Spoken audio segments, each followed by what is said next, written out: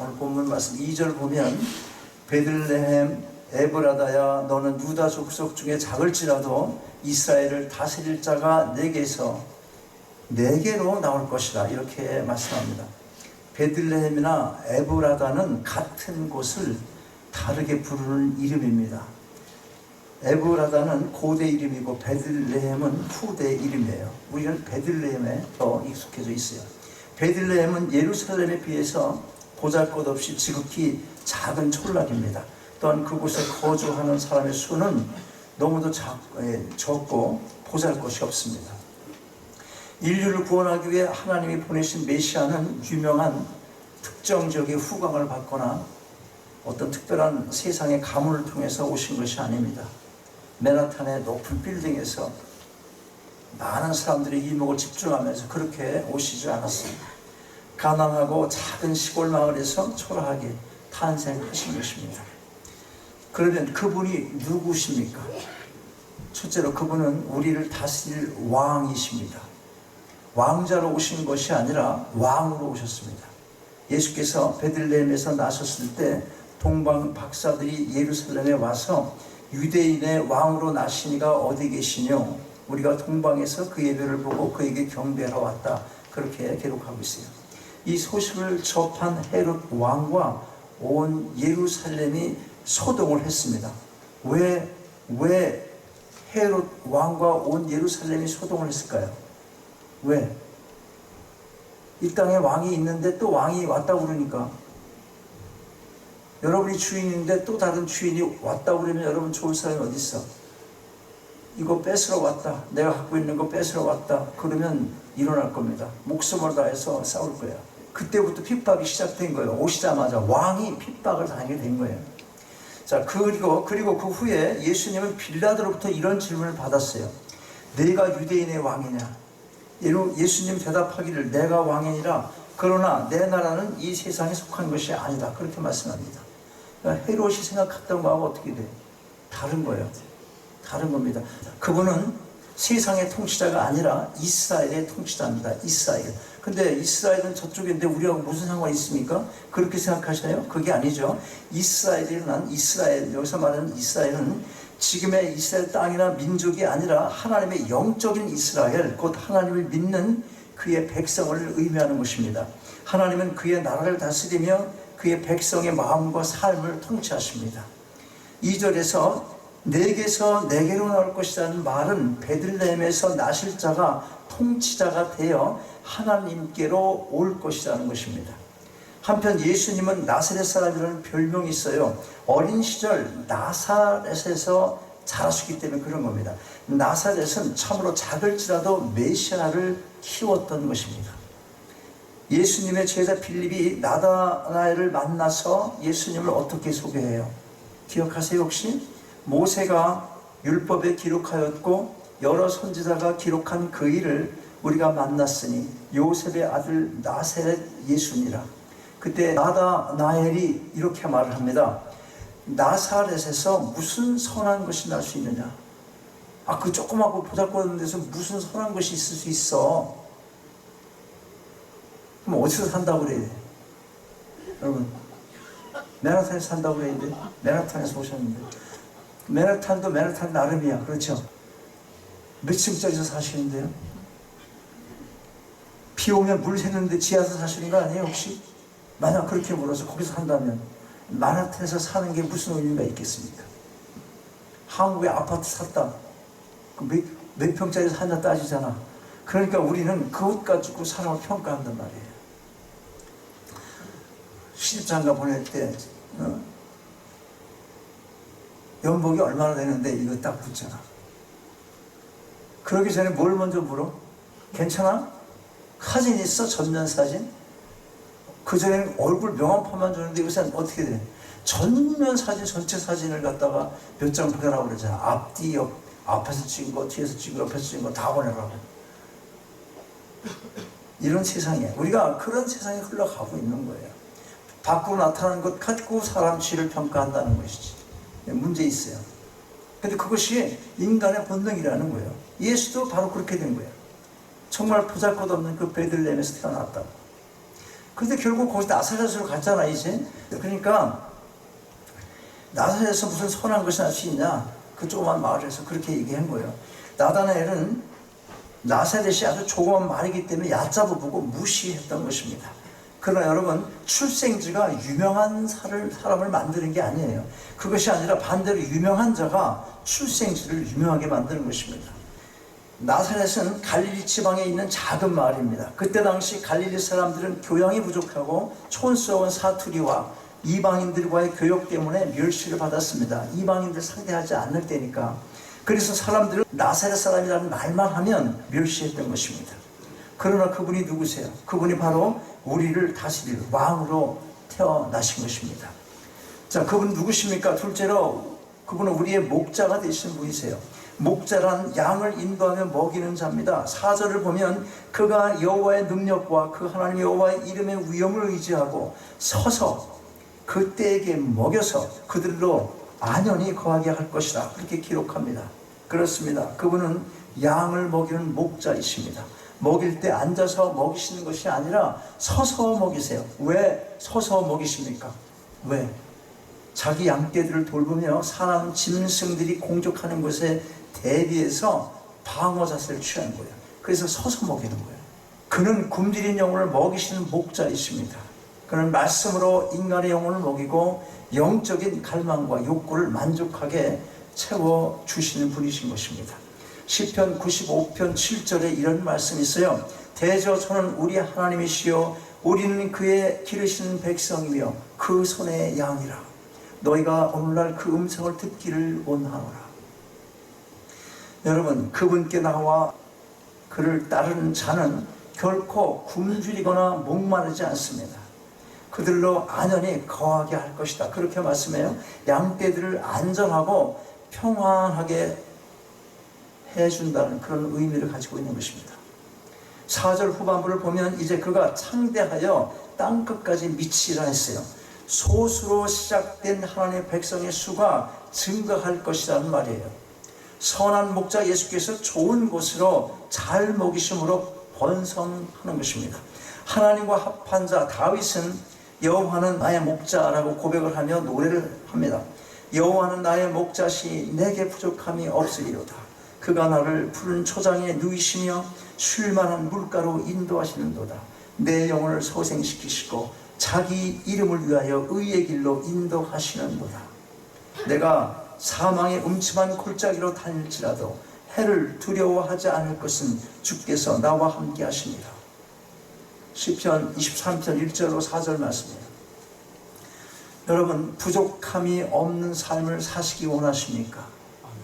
어떤 부족을 채우시고자 하세요? 어떤 부족? 세상 것으로 부족을 말하면 항상 모자릅니다. 채워도 모자르는 게 세상 욕망이거든. 세상 마라톤 빌딩을 다 여러분이 갖는다고 쳐봐요. 그럼 무엇도 원할 것 같아요? 전혀 생각도 안 해봤어요. 그런 일이 없을 것 같으니까. 우리는요, 그걸로 만족하지 못합니다. 여지껏 그렇게 살아왔잖아. 조금 저 사람하고 결혼하면 인생에 태어난 정말 존재의 보람이 있지. 그래서 결혼한 사람도 있는데 그 사람 헤어진 사람도 많아. 그거 갖고 안 돼. 그 욕망이 채워지고 그 욕심이 잠시 나를 안위하고 나에게 기쁨을 주고 행복감을 줄지 몰라도 그것이 오래가는 게 아니에요. 절대로. 여러분이 인생에 있어서 계획을 세우고 노력하는 시간에 비해서 내가 성취한 보람을 느끼는 시간이 과연 얼마나 됩니까?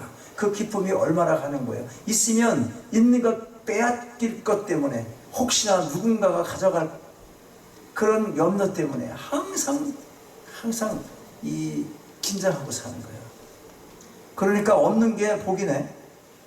난 꼭 그렇게 생각하지는 않지만 잘 관리를 할 필요 있다는 거예요. 균형을 잡고, 그러니까 영적인 것에 훨씬 더 우리가 목마름이 있어야 되고 그 부족을 채워 하나님 주시는 이 평화를 항상 유지를 해야 되는 것입니다. 자, 참 목자이신 예수님만 바라본다면 주님은 여러분을 쉴만한 물가로 인도해 주실 것입니다. 그리고 인생을 살면서 사망의 음침한 골짜기와 같은 역경 속에서도 모든 두려움을 제거해 주시며 주님은 여러분과 함께 동행해 주실 것입니다. 그분 붙잡으십시오. 매달리십시오. 자, 그분이 누구십니까? 셋째로 그분은 우리의 평강이 되시는 분이세요. 5절 보겠습니다. 거기를 보면 5절, 이 사람은 우리의 평강이 될 것이라 그렇게 말씀합니다. 여기서 이 사람이란 말은 통치자이신 예수님을 말씀하는 거예요. 평강은 단순히 전쟁이 없는 상태뿐 아니라 죄인이 하나님과 화목을 이룬 상태까지를 말하는 것입니다. 5절 중간을 보면 아수르 사람이 우리 땅에 들어와서 우리 궁들을 밟을 때에는 우리가 7 목자와 8 군왕을 일으켜 그를 치리니, 이렇게 기록하고 있습니다. 여기서 아수르 사람이라는 용어는 하나님의 백성들을 괴롭히고 그들을 파멸시키고자 하는 모든 세력을 의미하는 것입니다. 여러분, 이 세상을 살아가는 동안은 아무리 믿는 사람이라 할지라도 고통이 있고 환난을 겪게 되어 있습니다. 그러나 우리가 환난을 당할 때 7 목자를 일으켜 원수를 물리쳐 주시는 분, 그분이 바로 예수 그리스도이신 것입니다. 여기서 말하는 7 목자는 목자장이신 예수 그리스도를 보좌하는 영적 지도자들을 말합니다. 그리고 8 군왕은 메시아의 사역을 위해서 헌신하는 사람들을 의미하고 있는 것입니다. 이들은 모두 주님의 교회를 위해서 세우신 지도자들이에요. 예수님은 평강의 왕으로 베들레헴에서 태어나셨어요. 세상에는 근심되는 일과 걱정거리가 항상 있습니다. 그러므로 모든 사람이 갈구하는 것은 평화고 안정입니다. 하나님은 예수 그리스도를 통해서 평화와 만족을 주십니다. 예수께서 인간을 하나님과 화해시키고 또 인간으로 하여금 하나님과 화평을 맺게 하시고 인간의 마음에 평강을 가져다 주시는 것입니다. 에베소 2장 14절 17절 이렇게 말씀합니다. 잘 들어보세요. 그는 우리의 화평이신지라 둘로 하나를 만드사 중간에 막힌 담을 허시고 원수된 것을 자기 육체로 패하셨으니 이는 이들로 자기 안에서 한 새 사람을 지어 화평하게 하시고 원수된 것을 십자가로 소멸하시고 또 오셔서 먼 데 있는 너에게 평안을 전하고 가까운 데 있는 자들에게 평안을 전하셨으니, 하나님께서 당신의 사랑을 예수 그리스도를 통해서 우리의 심령에 부어주시는 것입니다. 그래서 우리가 노래를 부릅니다. 찬양을 합니다. 내 영혼의 그 깊은 데서 맑은 가락이 울려나네. 하늘 곡조가 언제나 흘러나와 내 영혼을 고이 싸네. 평화로다 하늘 위에서 내려오네. 그 사랑의 물결이 영원토록 내 영혼을 덮으소서. 로마서 10장 8절을 보면 할 수 있거든 너희로서는 모든 사람으로 더불어 화평을 누리라, 그렇게 말씀합니다. 우리는 하나님과 화평케 된 자로서 다른 모든 사람들과 화평을 누려야 할 것입니다. 혹시 평화하지 못한 인간관계 그런 속에 있습니까? 주님 오신 성탄절기를 맞이해서 하늘에서 내려오는 사랑의 물결로 여러분의 영혼을 덮으시고 적극적으로 화평케 하는 자가 되시기 바랍니다. 그분이 누구십니까? 본절 2절 말씀을 보면 예수가 누구신지를 더 깊게 알게 합니다. 이렇게 말씀하세요. 그의 근본은 상고의 태초에다. 예수는 하나님과 동일하신 분이요 영원 전부터 계신 분이라는 뜻입니다. 그분은 육신을 입고 오셨지만 태초부터 계셨어요. 이 말은 그분이 하나님이시라는 의미인 것입니다. 그러므로 죄인을 구원할 능력이 그분께 있습니다. 예수라는 이름의 뜻이 바로 자기 백성을 저희 죄에서 구원할 자라는 의미를 가지고 있는 것입니다. 예수 누구라는 거예요? 그분이 구원자라는 거예요. 우리가 예수 이름 부르지만 왜 그 이름 부르는지를 마음속에 새겨야 될 것입니다. 남미 쪽에 가면 예수 이름 가진 사람들이 많아요. 그렇게 부르듯이 우리가 예수를 부를 수는 없다. 바로 이 의미를 생각해야 돼요. 그분이 구원자이시다는 거예요. 자기 백성을 저희 죄에서 구원할 자, 그런 뜻을 갖고 있어요. 이제 며칠 있으면 2019년 영원히 가잖아요. 여러분 인생에서 다시는 오지 못할 그런 과거로 가는 것입니다. 추억으로 쌓이고 내년에 1월 1일부터 전혀 달라진 새로운 마음으로 이 새해를 바라볼 수가 있다면 그것처럼 가장 고귀하고 중요한 인생의 전환점이 되는 크리스마스가 어디 있겠습니까? 이 크리스마스 시즌, 주님께서 오신 이 계절 의미 있게 보내시기 바랍니다. 생각하셔야 됩니다.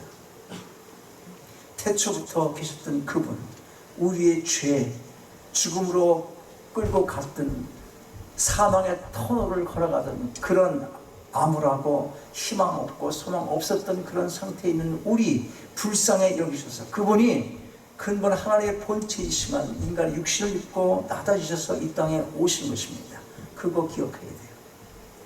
여러분, 하나님께서 예수를 보내신 것은 그분이 우리의 왕이 되시고 목자 되게 하시기 위해서입니다. 우리를 다스리고 먹이시기 위해서 좋은 것으로 먹여주실 때 우리 모두가 잘 받아먹고 건강하고 능력 있는 사람 되시기 바랍니다. 또한 그분은 우리의 평강이십니다. 요한복음 14장 27절 말씀합니다. 평화를 너에게 끼치오니 나의 평화를 너에게 주노라. 내가 주는 평화는 세상이 주는 것과 같이 아니하리라. 특별히 주님 오신 이 성탄절기를 맞이해서 하늘의 참된 평화가 여러분 모두의 마음속에 가득히 넘쳐나기를 주님의 이름으로 축원합니다.